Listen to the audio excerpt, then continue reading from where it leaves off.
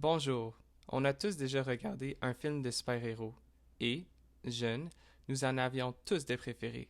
De Spider-Man, Superman à Batman, ces archétypes ont déjà joué un rôle d'idole dans nos vies, que ce soit par leur valeur, leur détermination et aussi de leur courage. De nombreux éléments de science-fiction peuvent aussi se retrouver dans des films de super-héros.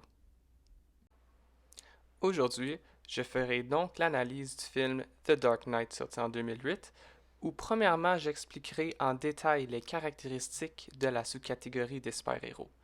Ensuite, je ferai un court résumé de ce film pour finalement terminer avec le rattachement de la science-fiction à ce film.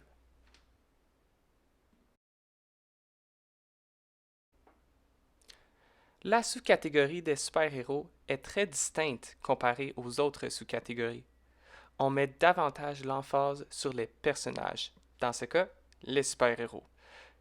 On met plus d'importance sur les personnages que l'environnement qui les entoure.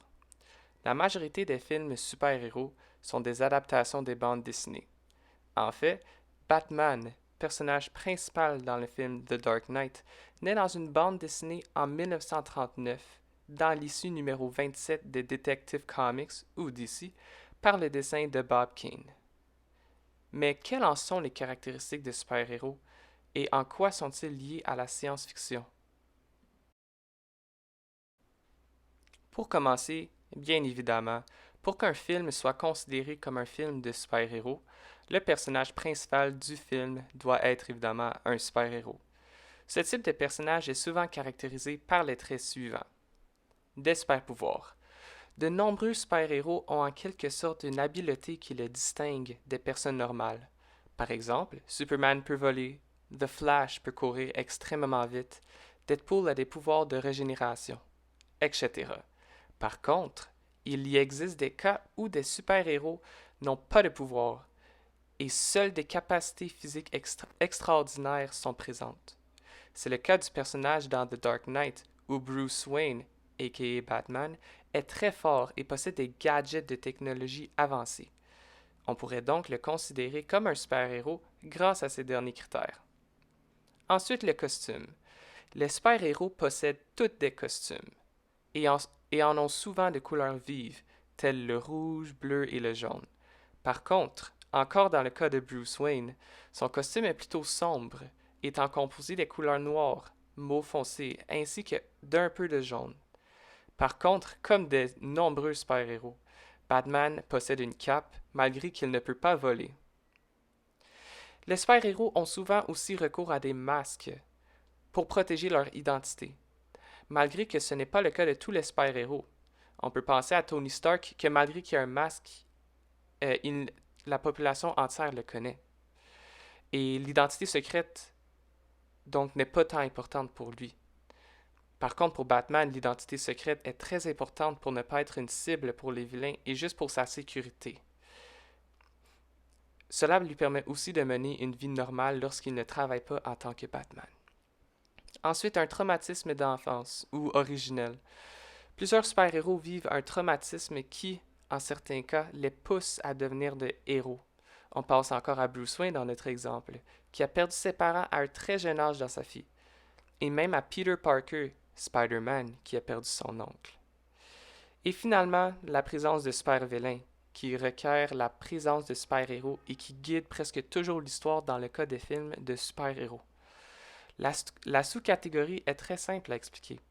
Dans tous les cas, on suit les péripéties de l'héros, qui essaye à tout prix de stopper le vilain à inciter le carnage dans la ville. Et maintenant pour le résumé du film. L'histoire tourne autour du personnage de Bruce Wayne, ou Batman, joué par l'acteur Christian Bale, Harvey Dent, avocat de la défense, joué par l'acteur Aaron Eckhart, Lieutenant Gordon, joué par l'acteur Gary Oldman, et bien évidemment, le Joker, joué par l'acteur Heath Ledger. The Dark Knight est en fait le deuxième d'une trilogie de films Batman dirigés par Christopher Nolan, notamment reconnu pour des films acclamés par la critique, comme Inception, Dunkirk et Interstellar. C'est dans la première scène du film que l'on voit l'antagoniste principal de l'histoire, le Joker, exécuter un plan pour un braquage d'une banque avec plusieurs autres membres de gang aussi masqués d'un visage de clown. Batman et ses adjuvants sont totalement ignorants d'un nouvel ennemi au début du film. En fait, ils sont en train d'essayer d'éliminer toutes les entreprises illégales de gangs dans la ville de Gotham qui restent.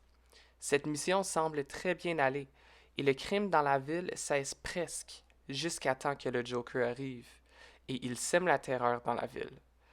Le film se suit d'une série de péripéties où le Joker a toujours l'air d'avoir l'avantage de la situation. Comme scène mémorable, on peut penser à quand que le Joker capture Harvey Dent et son amoureuse et laisse le choix à Batman de seulement sauver une personne entre ces deux.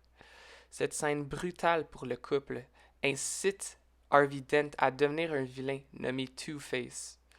Il se nomme Two-Face puisqu'une moitié de son visage se fait brûler par les explosions causées par le Joker. Un autre exemple de scène intéressante avec le Joker est lorsqu'il fait exploser un hôpital à l'aide de gadgets explosifs. Pour continuer, il y a une scène très particulière et intéressante où le Joker fait même une expérience sociale, où deux bateaux sont remplis de personnes, un bateau de citoyens et l'autre de criminels. Chaque bateau est aussi rempli d'explosifs où le Joker, à l'aide de l'intercom des bateaux, fait l'annonce suivante. Je fais une expérience sociale où je suis prêt de tous vous faire exploser. Si quelqu'un tente de sortir du bateau, vous mourrez tous. Vous avez chacun une manette pour faire détonner l'autre bateau. À minuit, je vous fais tous exploser. Par contre, si un de vous, et là il parle de bateau, fait détonner l'autre bateau, je vous laisserai vivre. Alors, qui ça va être? La collection de salauds la plus recherchée de Harvey Dent ou les citoyens innocents? Film rempli d'action et contenant un rebondissement spectaculaire et inattendu à la fin, Christopher Nolan arrive à gagner plusieurs prix pour ce film, notamment un Oscar pour la performance légendaire de Heath Ledger. Et maintenant, pourquoi le film fait partie de la sous-catégorie? Ce film fait évidemment partie de la sous-catégorie des super-héros dans la science-fiction, en raison des personnages de Batman et du Joker. C'est la classique relation entre le super-héros et le super-vilain. Comme j'ai déjà expliqué les caractéristiques des personnages plus tôt, j'expliquerai maintenant pourquoi les autres aspects du film montrent que celui-ci fait partie de la sous-catégorie d'un film de super-héros. Donc, en premier lieu, les gadgets de Batman. On peut voir dans de nombreuses scènes du film des outils ultra technologiques que Batman utilise pour combattre ses ennemis. On n'a qu'à penser à son Batmobile, véhicule de transport extrêmement vite qui peut facilement se faufiler dans le trafic. Ce moyen de transport, ressemblant extrêmement à une moto, permet à Batman d'aller à des endroits très rapidement et aussi il lui permet d'essayer de capturer des vilains tels le Joker. Et ensuite, on a aussi la présence de sa grotte souterraine.